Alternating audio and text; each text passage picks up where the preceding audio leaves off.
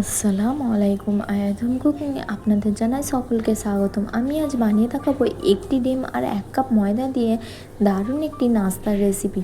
এটি বলতে পারো বিস্কুট, পিঠা বা কেক, খেতে কিন্তু অসাধারণ লাগে। 5 মিনিটেই বানিয়ে নিতে পারবেন বাড়িতে থাকা উপকরণ দিয়ে। বাচ্চাদের টিফিনে বলো বা সকাল সন্ধ্যে চায়ের সাথে, খেতে জাস্ট অসাধারণ আর বানানো অনেকটাই সহজ। এটি বানিয়ে স্টোর করে রেখেও দিতে পারবেন 1 থেকে 1.5 মাস পর্যন্ত, অনায়াসে থেকে যাবে, খারাপও হবে না। তবে চলো দেরি না করে রেসিপিটি শুরু করা যাক। প্রথমে আমি এখানে একটি ডিম নিয়ে নিচ্ছি। আপনাদের যদি ফ্রিজে থাকে ডিমটা, তাহলে এই রেসিপিটি বানাবার আগে বার করে নিতে হবে 10 মিনিট আগে।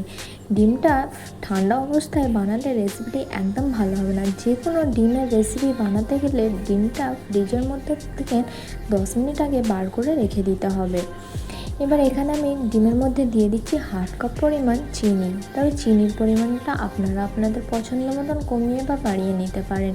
এখানে আমার 1/2 কাপ চিনি পরিমাণটা ঠিকই মনে হয়েছে, তাই এখানে আমি 1/2 কাপ চিনি নিয়েছি। তবে আপনারা কমিয়ে বা বাড়িয়ে নিতে পারেন।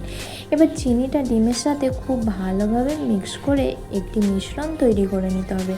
যতক্ষণ পর্যন্ত না চিনিটা ডিমের সাথে মিক্স হয়ে যায় ততক্ষণ পর্যন্ত এখানে মিক্স করে নিতে হবে। যখন চিনিটা সুন্দরভাবে মেল্ট হয়ে যাবে তখন আমি এখানে দিয়ে দিচ্ছি 1/3 কাপ পরিমাণ তেল।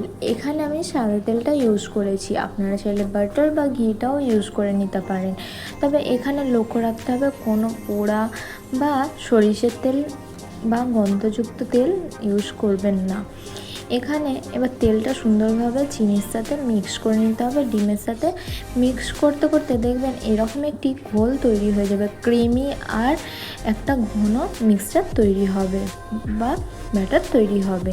এটা মিক্স হতে থাক ততক্ষণ বলে দিই, আমার রেসিপি যদি আপনাদেরকে ভালো লেগে থাকে প্লিজ লাইক, কমেন্ট, শেয়ার করে যাবেন। আর যারা আমার চ্যানেলে নতুন, চ্যানেলটিকে সাবস্ক্রাইব করে পাশে থাকার জন্য অনুরোধ জানাই। আমার রেসিপি তো প্রত্যেকেই দেখছো, কিন্তু কেউ লাইক বা সাবস্ক্রাইব করছো না। যদি ভালো লেগে থাকে প্লিজ লাইক, সাবস্ক্রাইব করে যেও। দেখো, আপনাদের সাথে কথা বলতে বলতে এখানে তেলটাও বেশ ভালোভাবে মিক্স হয়ে গেছে আর একটা ঘন আর ক্রিমি টেক্সচার এসে গেছে। এবার আমি এখানে কিছু শুকনো উপকরণ অ্যাড করে দেব। প্রথমে আমি নিয়ে নিচ্ছি 1 কাপ ময়দা, দিয়ে দিচ্ছি 1 চিমটি পরিমাণ লবণ। তবে লবণটা আপনারা চাইলে স্কিপও করতে পারেন, লবণটা টেস্টটা ব্যালেন্স রাখার জন্য ইউজ করছি। দিয়ে দিচ্ছি 2 টেবিল চামচ পরিমাণ গুঁড়ো দুধ। গুঁড়ো দুধটা অবশ্যই ইউজ করবেন, তাহলে টেস্টটা ভালো আসবে। এবার দিয়ে দিচ্ছি আমি 1 চা চামচ পরিমাণ বেকিং পাউডার। এখানে অবশ্যই বেকিং পাউডারটা ইউজ করতে হবে, বেকিং সোডাটা না। এবার ভালোভাবে এটাকে চেলে নেব। এখানে চেলে নেওয়ার খুবই প্রয়োজন, যাতে কোনো গোটা গোটা ভাব না থাকে বা কোনো দানা দানা ভাব না থাকে, তাই এখানে আমি চেলে নিচ্ছি। এখানে বলে রাখি, ময়দার বদলে আপনারা আটাটাও নিয়ে নিতে পারেন, আটা দিয়েও তৈরি করে নিতে পারেন সেম পদ্ধতিটি ফলো করে। এবার এখানে সুন্দরভাবে চালা হয়ে গেলে আমি এইভাবে করে হাতার সাহায্যে মিক্স করে নেব।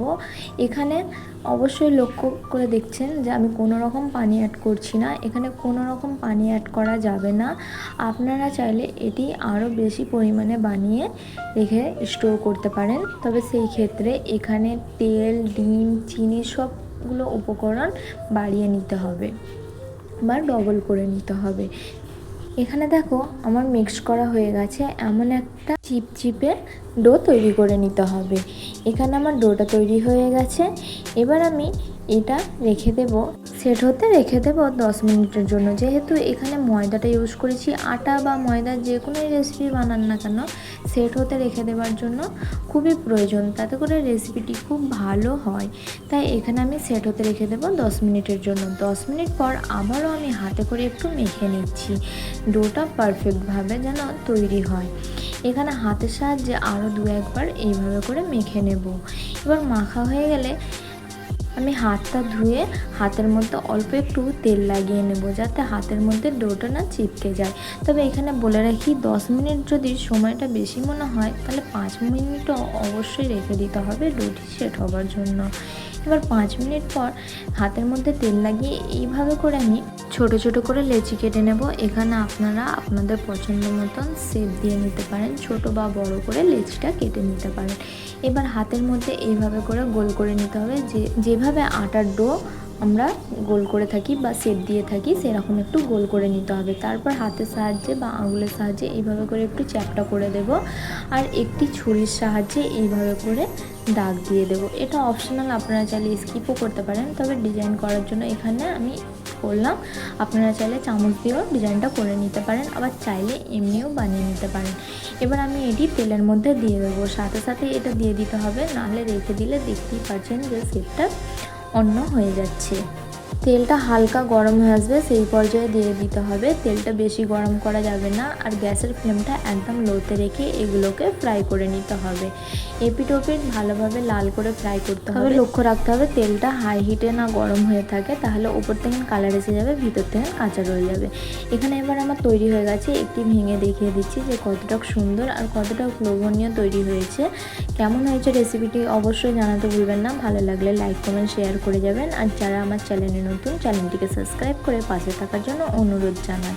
এটি আপনারা চাইলে বাচ্চাদের জন্য টিফিনেও দিয়ে দিতে পারেন। কেমন হয়েছে জানাতে ভুলবেন না। আল্লাহ হাফেজ, আবার দেখা হচ্ছে নেক্সট রেসিপিতে।